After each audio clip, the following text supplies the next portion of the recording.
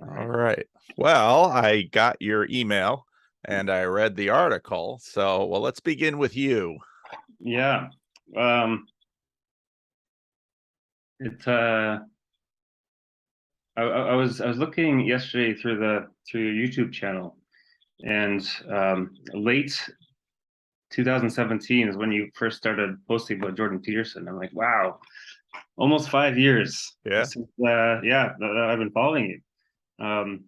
So I went to Kuiper College, and one of my professors, he was retiring, and he gave the convocation speech for our graduation. Hmm. And he said, I've had many of you as students, but some of you have managed to escape this misfortune. But in the immortal words of Darth Vader, I have you now. So I feel like, I've been checking your Calendly link, for a long time, and I feel the same way. I have you now. Well, you got me now. Um, So no, this is good. This is good. so you went to Kuiper College. You I did. definitely Yeah. have a Dutch first name. Were your parents Dutch immigrants? I'm a Dutch immigrant. Oh, you're a Dutch immigrant. Yeah. Wow. How old were you? I was 6 when I moved to Canada. So Okay. yeah, no, I guess we can start there, and maybe I can just share a bit of my story uh, first, and then ask any questions of any part that interests you. Um, Why did your parents emigrate to Canada? yeah, so born in the Netherlands, my parents are dairy farmers, and just with the hardships, not really hardships, but the challenges um, going on there in terms of agriculture. There's just more opportunity to come to Ontario. So it was definitely in economic immigration. So yeah, I was 6, moved in '99, um, but yeah. So I mean, you know, raised speaking Dutch in the home.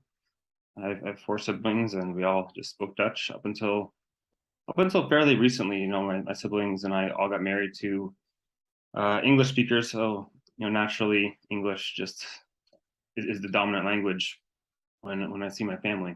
Um, but yeah, and you've had the opportunity to recently go to Yeah. um, the Netherlands, right? Yeah, I had John Van Donk as my tour guide. So Hmm. we drove through a lot of Dutch ag country and heard him drooling over Dutch dairies. Because, Yeah, of yeah, course, if you listen to his first conversation with me where he goes through his story, I mean, that's he, went to Canada on it was supposed to be a student visa, but they gave him a permanent visa. And then hmm, he looked around and, was hanging around with dairies and then discovered that a lot of the more successful dairymen went to the Christian Reformed Church. So he started going to the Christian Reformed Church, smart schemer that he was, and hmm. eventually became a Christian and a pastor and all those things. So, but Yeah, now you've published in the Calvin Theological Journal. So yeah, did you go to a Christian Reformed Church in Canada? yeah. So it's interesting because like the switch in some sense isn't that smooth, but it didn't affect my family. So in the Netherlands, was raised and baptized in the Hervormde Kerk, the HKN, Yep. whereas the CRC has roots in the Gereformeerde Kerk, the GKN, right? Um, so in some sense, it was a switch in that way. But yeah, right when we moved to Canada, we started attending a Christian Reformed church in the small town of Listowel, Ontario. Okay. And so yeah, and that was my formative Christian upbringing. Did you go to Christian school? Yep, Christian elementary school, Christian high school. And then Kuiper College. Did you do anything between high school and Kuiper College? Nope. No, I left home pretty quick. I graduated high school, worked at a summer camp that was about 3 hours north of where my family is, and then right to Kuiper. So Okay. Why um, Kuiper and not Redeemer or Calvin? I was actually really considering Calvin, but yeah, not Redeemer. I wanted to get away. Mhm. Just wanted to you know enough distance to not go home for a weekend, but not too much to still be able to come home for a long weekend, something like that. And yeah, I don't know. One of my brothers went to Redeemer.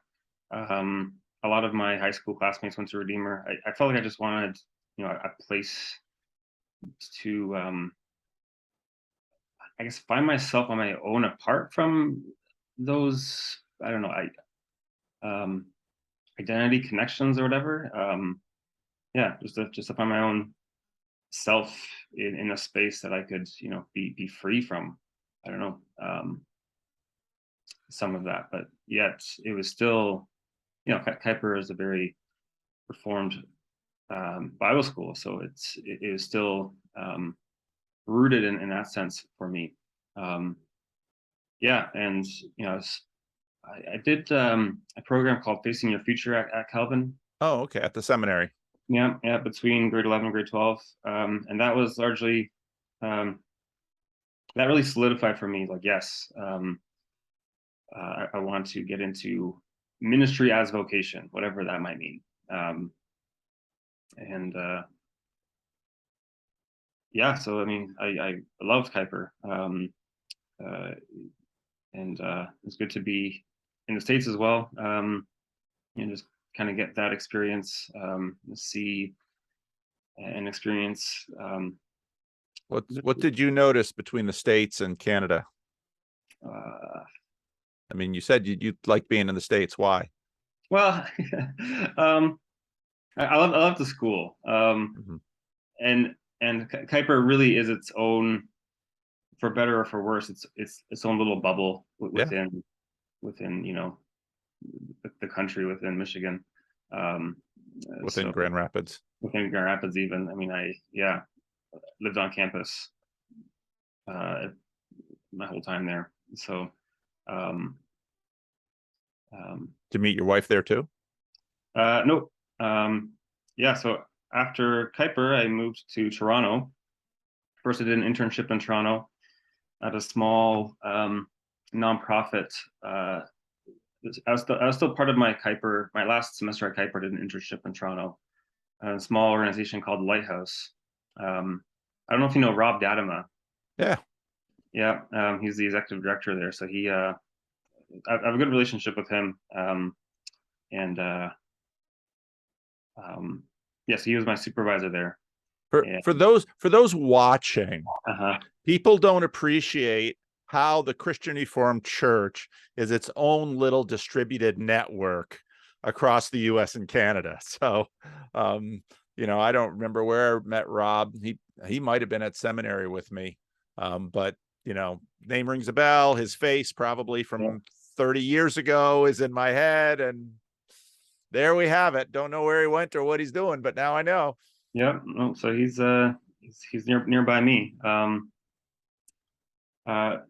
Yeah, so I did my internship there, and then I, I was living with a group of guys in a kind of an intentional Christian community called Move In, and I just loved that. Like we were living um, in a rough part of downtown Toronto,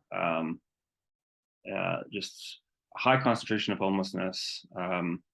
It's not odd to see people shooting up on the streets, which is obviously very different from rural Netherlands and rural Ontario. Yeah, farm boy going to the big city. Um, but yeah, like I guess I was there with those guys, feeling like we had a purpose. We met for prayer every week, um, together with, and eventually a number of girls joined our team too in a different apartment. And yeah, just trying to love the people in our neighborhood as best we could. And that's difficult with those who are um, on the streets.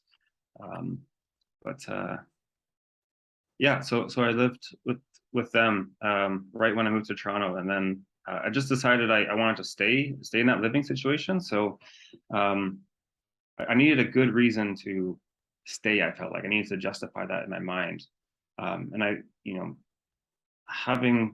I did the intercultural studies and Bible and theology program at Kuiper, and I thought, seminary is down the road for me eventually, I think.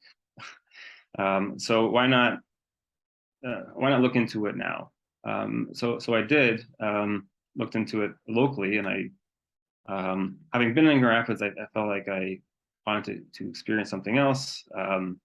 I ended up going to Wycliffe College, which is a theological school at the University of Toronto, an Anglican school, and so there were certainly foreign elements, but yeah, it was a rich community. Still obviously very Western, so not completely unfamiliar. I mean, the biggest foreign element was how liturgical Wycliffe is, and the Anglican tradition is, compared to the Christian Reformed tradition. But yeah, so did my MDiv there. Just graduated spring of 21, and also did the EPMC, the Ecclesial Program for Ministerial Candidates. So as you probably know, the road to become a minister in the CRC for non-Calvin students has changed. Yeah, and so with this new program, it's possible. And I didn't ever do a residency at Calvin or anything, but did some online courses just to get me up to CRC snuff, right? Yeah, so did those courses, and read that Richard Mouw book, and yeah, approached the editor of the Calvin Theological Journal to write a review, and that was a really good learning experience. So name of the book for those who are watching. Yeah, so I have it here. Adventures in Evangelical Civility. So, when I first saw this book, I'm like, why would I want to read? I mean, I know Richard Mouw well, and he's kind of been the biggest mentor in my life who I've never met. But like, why would I want to read the book with the guy's own face on the cover, but then I find out, oh, it's a memoir, so that kind of makes sense. That's it's permissible then. But why don't you do a little bit of bio for the listeners about Mouw? Because Mouw is, so at the end of the 20th century, Mouw is one of the big names in the Christian Reformed Church. And as with Waltersdorf and Plantinga, Marsden to a degree, Marsden really also, but Mouw, there was at Calvin, they had the four of them on stage for something. And Mouw is they're all unique in their own way. Mouw, Plantinga, and Waltersdorf all taught in the Calvin philosophy department in sort of its heyday. I actually was able to get a course with Mouw and with Waltersdorf. So I was never able to get one with Plantinga. So I was wondering about that. Yeah. So why don't you give a little introduction into who Richard Mouw is and why is he important? Because he's not a name I bring up a lot in my channel, which probably, especially given what you wrote about in the Calvin Theological Journal, is maybe someone that we should bring in more. Yeah, I think so. I mean, he's like I said, he's been one of the biggest thinkers to occupy my imagination. So I guess I'll give a personal bio or introduction. I was first introduced to him through the book Calvin in the Las Vegas Airport. Yeah. So I read that in grade 12, and did you watch Hardcore as background material for it, or? No, I never I can't remember if I've seen the intro that he talks about. I saw his, what's that other movie, the more recent one? Paul Schrader, First Reformed. Yes, Force Reformed. I I can't remember if my Paul wife and I. Schrader, another storied name in Calvin College lore from the Yeah, First 60s. Reformed was really my first introduction to Schrader, and I my poor wife. It was when we were dating or engaged. We went to see First Reformed. Um, it it was weird and shocking. And with her in my life, but Let's set aside Taxi Driver and hardcore. So yeah, Schrader's done a lot of weird and shocking things for a Calvin College dropout.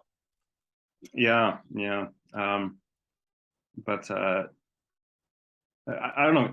Calvinism in Las Vegas airport, like it just sets the scene so well. Like this, what is it? This guy going to some Calvinist conference meets a what is it? A prostitute or something going like.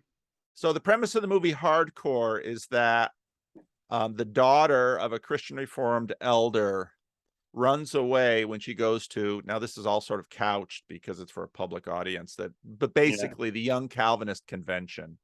Yes. And the father goes to the big city in order to find his daughter who has slipped into prostitution. And in order to find her, he befriends another prostitute who's going to help him find his daughter. And he has to explain Calvinism to this prostitute in the Las Vegas airport. And that's where Mao sets up the book. Yeah. And so like, in some sense, I was a cradle Calvinist, you know, enamored by Tulip, and I mean the biggest thing that I always, I feel like I was catechized well, even though you know, looking back at my catechism class, I don't know where a lot of them are in terms of going to church. We were. You mean the other people in your catechism class? Yeah, we were brass to some of those teachers, but I looking back, I was catechized well, you know, and the biggest takeaway about Tulip and that side of Calvinism was that in terms of the whole predestination debate, we don't know, and that should be our posture. That should leave us with a lot of humility in terms of when we encounter non-Christians. We don't know what God's plan is for them, and so there shouldn't be judgment passed on their lives, and you know, in a big sense, we're just as totally depraved as they are. So yeah, so that scene in the Las Vegas airport, explaining Calvinism, you know, it's Calvinism that should actually fit well, you know, to meeting the most unlikely person in that kind of setting. So but yeah, so Mao, I kept up with him. I mean, I read his He Shines and All That's Fair. Yep. The book on common grace. That was a really good just thinking through that doctrine. You know, what does it mean to share things in common with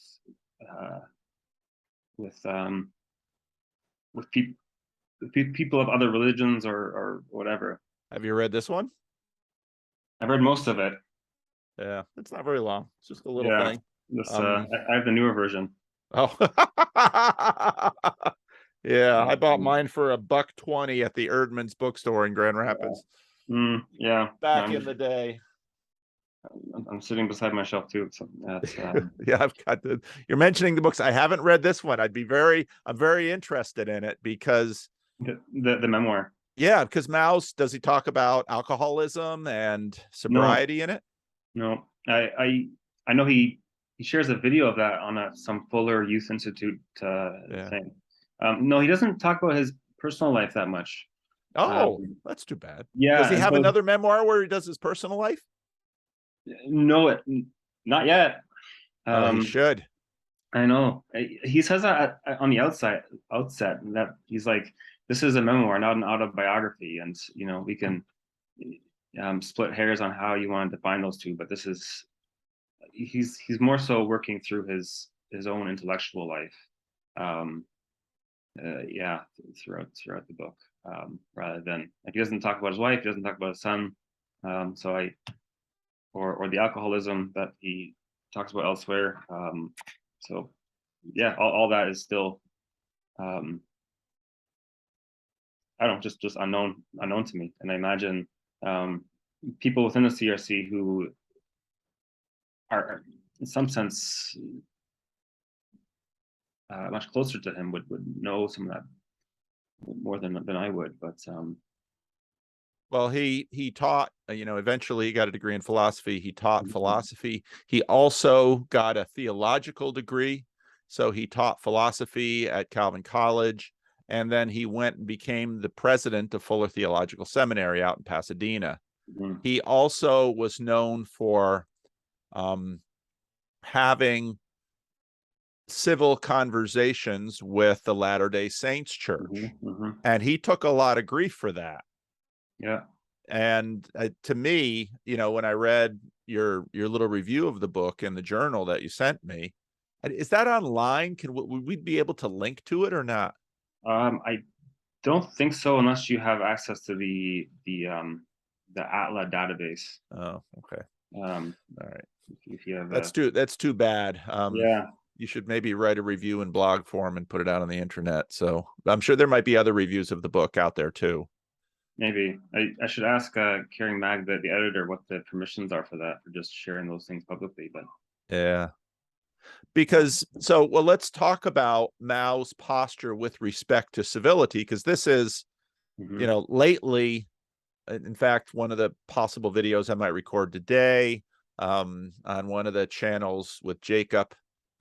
Jacob and Mark were sort of rolling Nathan over the coals from Digital Gnosis and Midwits and a whole bunch of things. And so this question about civility and conversation and productive conversation is obviously a big thing in so some of what's developed around my channel and some of the other channels that we're close mhm. to. Yeah. So describe for us Mao's approach to this as you understand it from his book.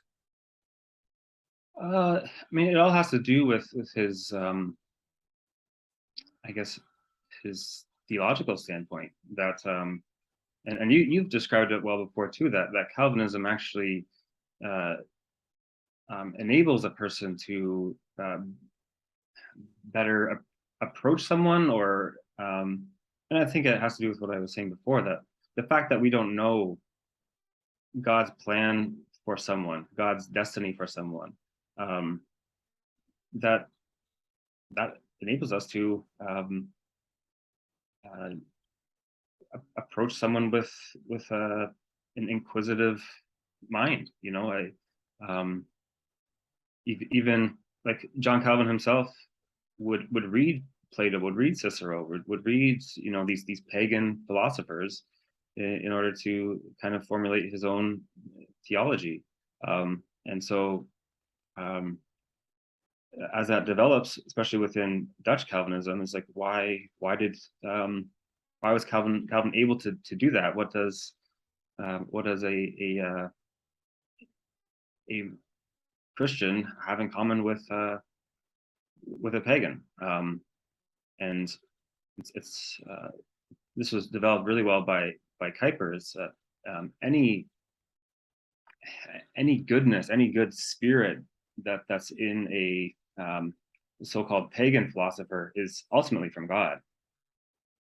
Um, and so yeah, any gifts that any thinker um, uh, displays is from God. So um, if you take that as your starting point, um,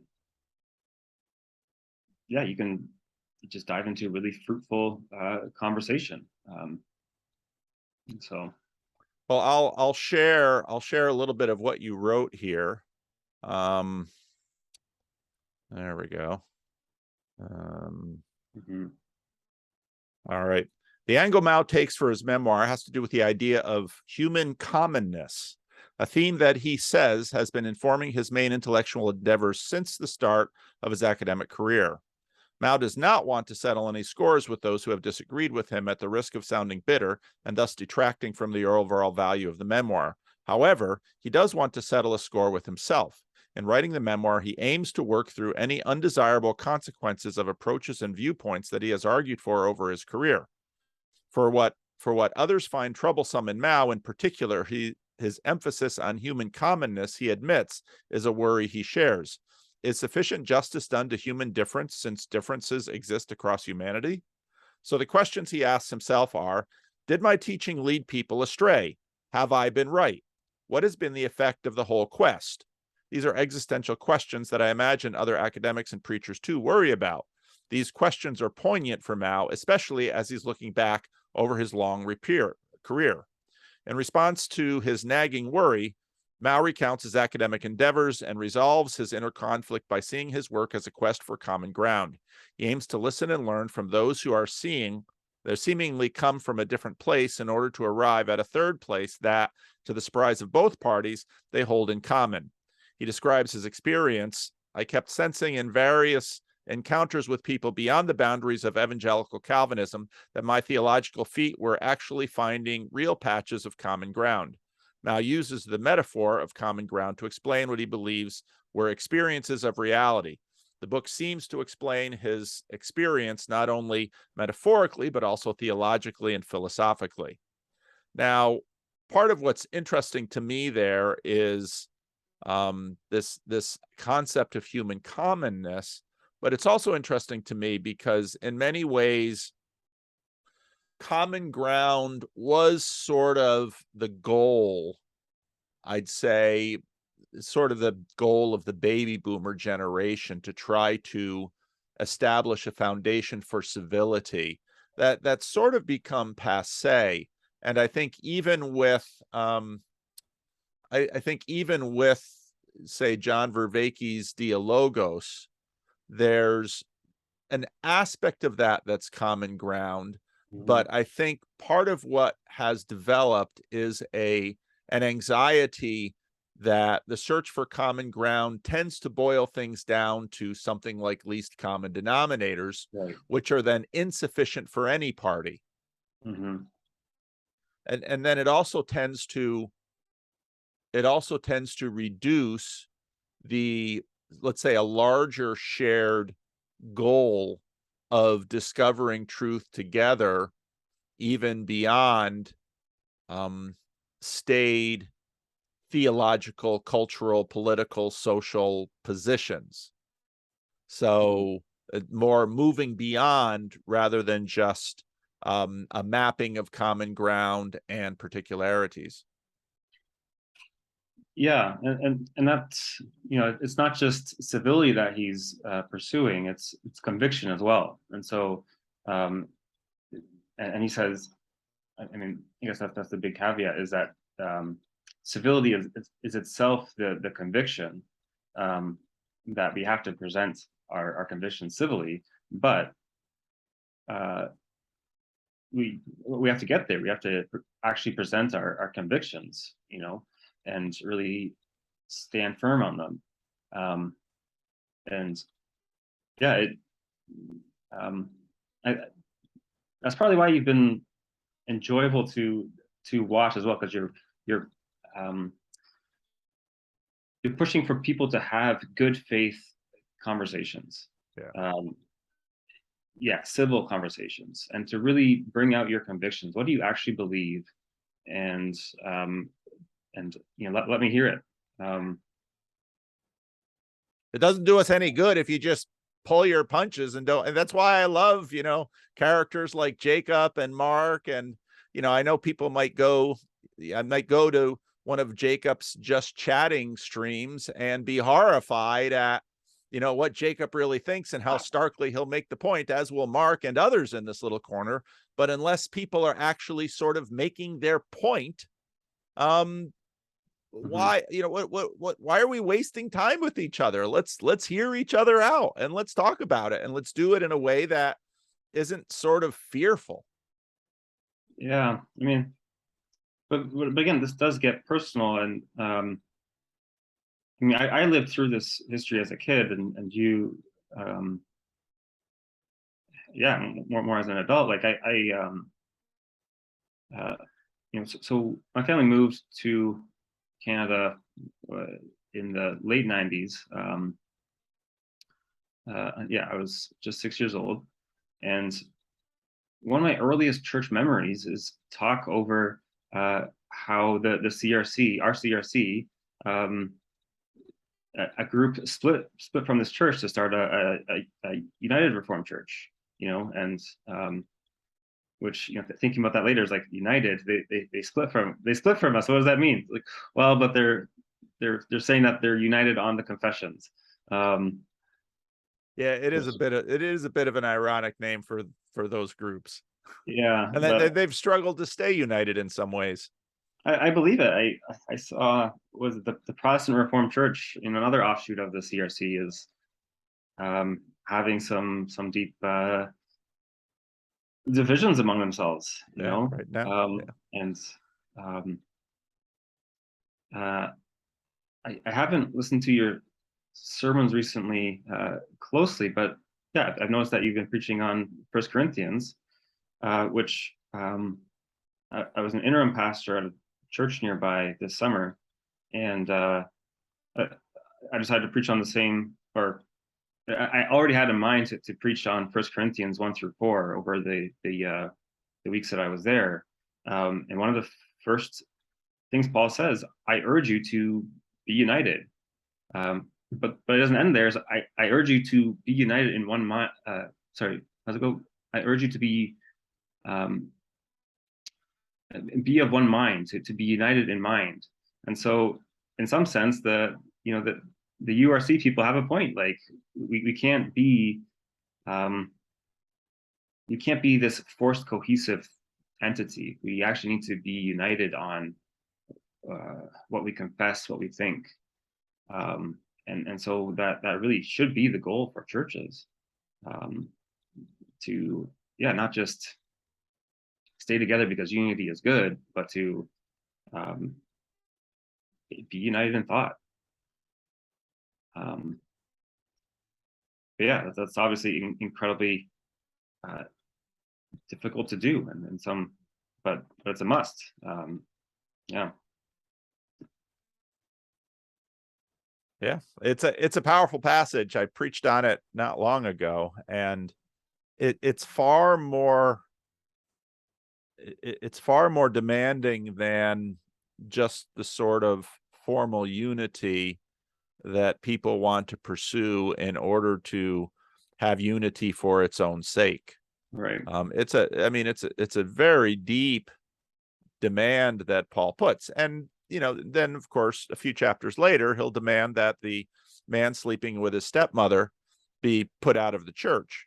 Right. Yeah. Um, Yeah. Expel the immortal brother among you. Yeah. that's right. Yeah. And, and then he'll have a lot to say about sexuality in the church in chapters 5, 6, and 7. And I'm preaching on chapter 7 this week. So, there's a lot going on here in these in these passages. Hmm. So yeah, and so Mao has, again, Mao took a lot of flack. Does he talk much about his engagement with the Mormons, the LDS church, in the book? A bit in that book, and I have read Talking with Mormons as well. Okay, I haven't read that. Which, yeah, but he really dives in it there, and he states his case well. Yeah, and he had some some very clear. Mao has. So the CRC in 2017 tried for the first time sort of a convention. They call it as it was Inspire. Yeah. Inspire, and it was in Detroit, near Canada. So, both West Michigan and Ontario could all come together and meet there. And they had Mao as their keynote speaker, Right. and he gave a great speech. Mao he's a great speaker. He does a tremendous job, and he does a tremendous job, particularly in the CRC, because he knows the stories and he knows, Yeah. he knows it from the inside, and he's been in it for a very long time, but he's also been outside of it. Yeah. The president of, if there's a quintessential evangelical seminary, it's Fuller, of course, founded by the neo-evangelicals, the Billy Graham, and then of course Mao going there puts, brings his own particular stamp upon it. So Mao at one time, would have had a position which was in some ways quite high and central to that particular brand of evangelicalism. And yet for Mao, he didn't see this as threatening his reformed particularities, but usually tried to speak in a way. So again, when I read the review of his book, I could immediately see the some similarity in terms of what I've done, even though Mao has not really been on my mind in this aspect with this project, which Mhm. when you sent it to me, that really interested me, because then when I read it, I was like, oh wow, I don't know why I haven't thought of Mao more in this. I guess partly because I've seen Mao more as trying to bring a degree of peace and unity within evangelicalism, and even reaching out to the Mormon church. Now, Mormons, sort of the overlap of Mormons and evangelicals, neo-evangelicals, is really sort of the stamp of American culture on Protestant Christianity. Because if you ever visit, I don't know if you've ever visited the Mormon major buildings in Salt Lake. If you Okay. go there, you really get the impression that this is a deeply American religion. Mm. The Mormonism and the American frontier story are so deeply intertwined. And so evangelicalism is also deeply American, neo-evangelicalism to be more precise. Mm. So, and then how Mao, Mao always, he was a professor at Calvin College. He has credentials. He's a member of the Christian Reformed Church, but he also always seemed to be a citizen of the evangelical movement in a way that, in many ways, more so perhaps than Marsden, Waltersdorf, or Plantinga. Yeah. I mean, isn't that his own father was a Bap- Baptist evangelical Yeah. preacher, and his mother was a Dutch Reformed woman? Yeah, Um, I think, and that's why I'm always very interested in people's personal stories. So I mhm, really do mhm, hope he writes a more personal memoir, perhaps along the lines of what Lou Smedes did or Eugene Peterson did. mhm, I think that would be helpful, because, well, if Mao doesn't get around to writing it, maybe someone else should, mhm. because a lot of the contributions that he's made are built into his story. Yeah, yeah. And it's kind of made me like the more details I learn about his personal story, it's makes me realize, okay, my own personal details needs to interweave in my life, in my work, Yes. and that's how it will be most effective. And um, yeah, I mean, maybe there's a solution for the meaning crisis for us, like just and I think that's so biblical too. Just realize who you are, um, so that you can be who you're called to be.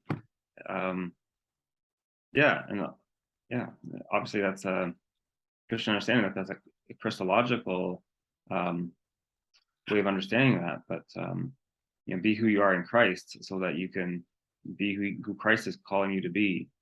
Uh, but yeah, I mean, I definitely would have trouble with that kind of language in non-Christian circles, because I feel like they wouldn't understand what I'm saying. But No, because they're all chasing the secret sacred self. And once you say in Christ, that then no, what do you no, not one of those religious things. That's right, inauthentic. Authenticity comes from expression of the secret sacred self. You know, yeah, Sheilaism from Robert Bella a generation ago. They probably didn't have you read Habits of the Heart in seminary. That was a not an uncommon popular book when I was in seminary. well, I haven't read that one, but So I mean, in some ways, we got your story derailed by Richard Mao. yeah, Not derailed because I did want to talk about it, but so I mean, I you spent a finished. lot of time with his writing, so Okay, so you did the EPMC program, and Yep, you're done with that. yeah. Are you candidating now, or is that coming up this next synod? We were we were in the same room in June of this past Really? year. Yeah, Oh I shoot. yeah, I was with my wife, and I have a we have a 6 month old daughter now, so she was 2, maybe 3 months in June. Oh, congratulations. So yeah, thanks. So we I didn't stick around um, after the presentation of candidates, but yeah, I was hoping I'd bump into you, and we could just Yeah. I could meet this guy who I've been watching for so many hours. Shoot. I'm glad. Um, It's too bad that didn't happen. I'm glad it's happening now. yeah, So no, you're candidating. Where are you living? Are you in Canada? yeah, yeah. So um, I was downtown Toronto for about 5 years, and then we were in a one-bedroom apartment. Housing is terrible in Toronto, as it is with cities. But yeah, so then my wife and I were expecting. So one, we needed a bigger space. Two, my wife just wanted more support, and that so it makes sense. So we moved just next door to her parents. We're in a big apartment building in Scarborough, which is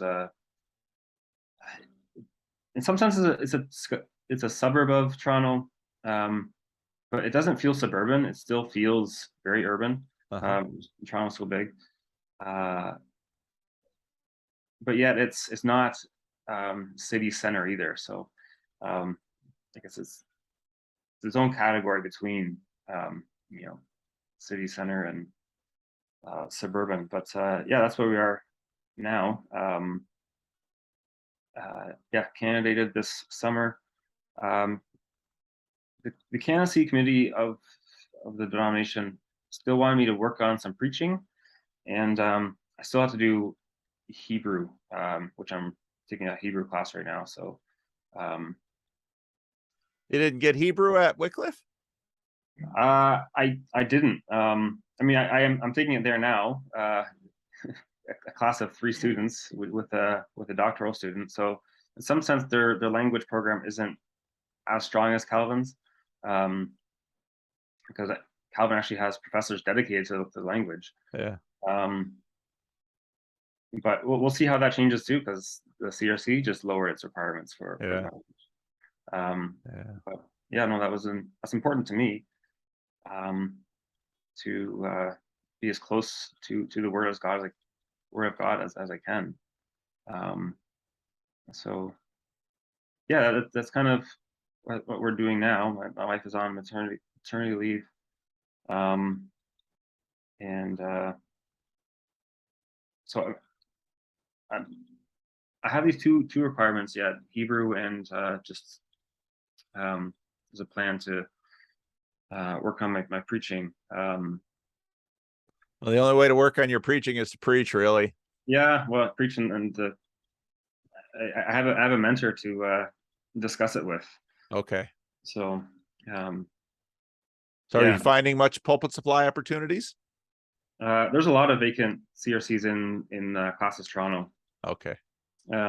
So and once a month at the church where I've been attending since we moved here. So right now it's Hebrew and preaching that's keeping me busy.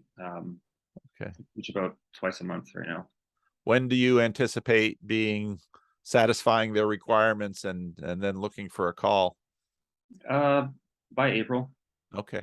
Okay. I mean, then I'll be done Hebrew, and yeah, it's, I don't want to talk too negatively about the denominational candidacy committee, but I mean, one, it's a really hard process. Two, it sometimes feels like they make it unnecessarily harder. Your friend, what's his name? Rob, who wrote the Rob Tornstra? Rob Tornstra from Oregon. Yeah. Yeah, he was my preaching evaluator. Oh, okay. Yeah. Rob's a good guy. Yeah, no, and I do think back of what he says and what he said in kind of those interviews, and it stuck with me. But yeah, the difficult thing is that they said we want you to have to work on your preaching with a mentor, and so we want you to do a 6-month preaching internship. And I'm like, I just moved to a new apartment recently, have a wife and a kid. I can't just, up and find an internship somewhere. Yeah. Yeah. And like I said, a lot of the CRC churches in Classes Toronto are without a pastor. Yeah. So yeah, finding a mentor isn't so easy. But yeah, luckily, the CRC in Scarborough, which I had already done an internship at 2 years ago, they got a specialized transitional minister. Yeah. Because their minister just retired. So yeah, Mike Winowski, I don't know if you know him. Yeah. Yeah. Another classmate. So yeah, he's offering mentorship, and that's going well so far. Good. So yeah, I don't know. I never yeah, I did intercultural studies and Bible theology at Kuiper, and I did my MDiv at Wycliffe because I wasn't too thrilled about alternatives. But yeah, the title of pastor and preacher has been are ones I'm like nervous to make my own, to say the least. But I'm slowly seeing that no, this is something I have to step into. And yeah, if you're going to do a job, do it well. And so if preaching is the job, I do it well. And again, the way to get good at preaching is to just keep doing it. And part of, we for a while here in Sacramento, we were really working on church planting, and in some traditions, people start preaching, when they're young, and they might have been preaching for 10 or 15 years by the time they actually get to a theological education, which would horrify the Christian Reformed Church. The Christian Reformed Church, it's usually backwards. They fill you up full of theology, and then they're like, okay, now go preach. And it's like, how do I preach? Because it's a very different thing than just vomiting your theological thoughts onto a room of well-meaning people. It doesn't usually go so well. So no, I would hope that given if you're in an area with a lot of vacancies, hobble together. If you can, it's really hard. It can be kind of hard on your wife and new family to go to a different place every week. But if you can, as much preaching as you can do over the next 6 months, do all the pulpit supply you can, even if let's say you're repeating a lot of sermons, if you can go to a lot of different places, because even in the process of repeating a sermon, so you preach it once and you're looking at all the people and you can tell, are their eyes glazing over? Are they falling asleep? Are they paying attention? Are they quiet? Are they restless? All of that stuff. So then after that, you do a little bit of, post-mortem on it, and you look at the sermon and say, how can I tweak this? And then let's say you add an illustration or you change it around a little bit, then you preach it again and see if effect is different. And, you know, there's a lot of different ways you can work on those skills. Yeah. Although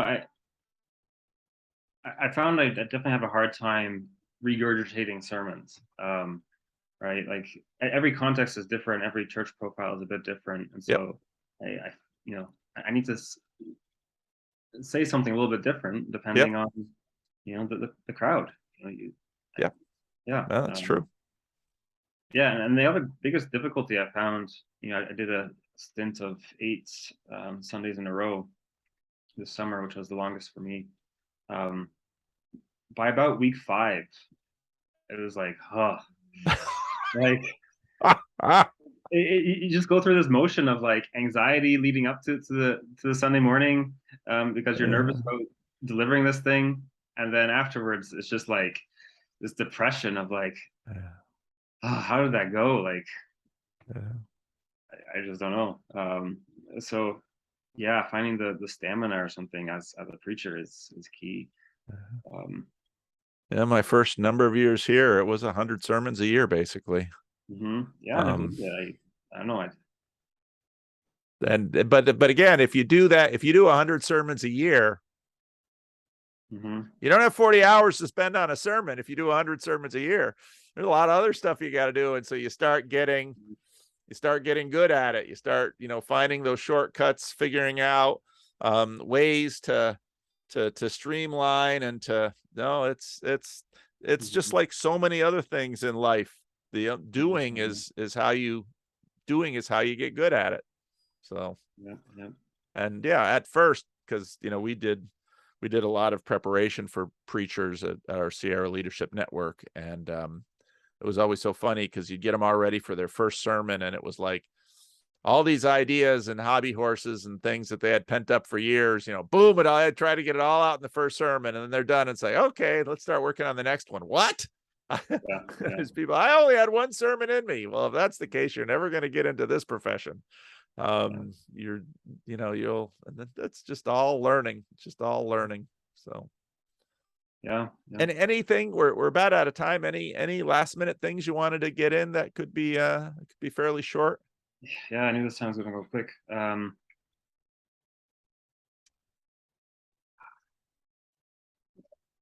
guess I should mention estuary quick. I mean, there's one friend I have in this area who I talk about this stuff with. Only one. And we're definitely thinking, wouldn't it be cool to get a group together to just meet up and talk about whatever. But this kind of stuff, talking civilly, but bringing out our convictions. For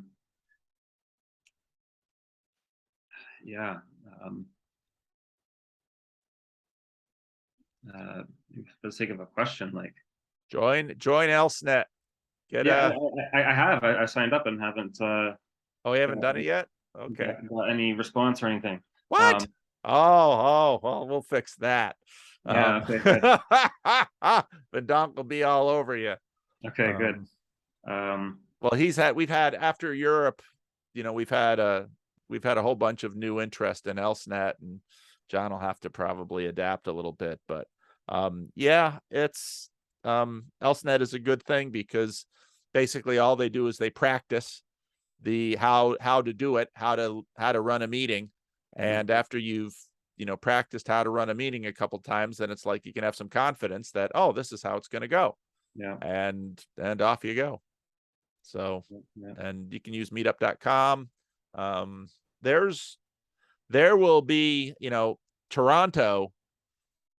I've got plenty of listeners in Toronto. I know it's a big area, but I got plenty of listeners up there. And so there'll be interested parties, and then the challenge is finding a space. But, again, if you're hooked up and connected to churches usually have empty rooms in the middle of the week, and they've got people with small group skills and chairs you can put in a circle.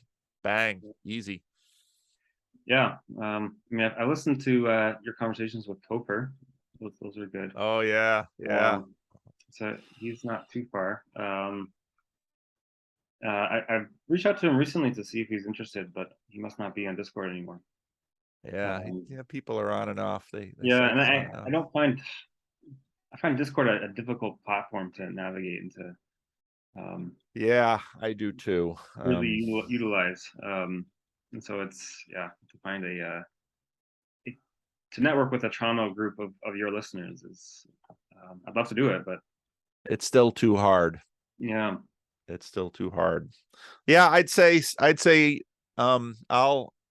I'll ping Vendonk and we'll make sure that you get on the list of the invitation list for the ElseNet groups. And I told John if these groups grow too big, he'll have to, have some new leaders for the groups. Vendonk can only do so much. And we'll see where that goes. But good for you. Good for you. So yeah, I've gotta sign off now because I got another guy coming on in a few minutes. But I'm glad you cool. got a slot, Yeah, me too. and Um, we'll look but forward yeah, to seeing where this goes. yeah, thanks for all you do and keep up the good work. All right. I will send you the recording of this video, and then you Hmm. can let me know whether this is something you want to let me share or not. Okay, sounds good. Okay. All right. Take care. All right, bye. Bye-bye.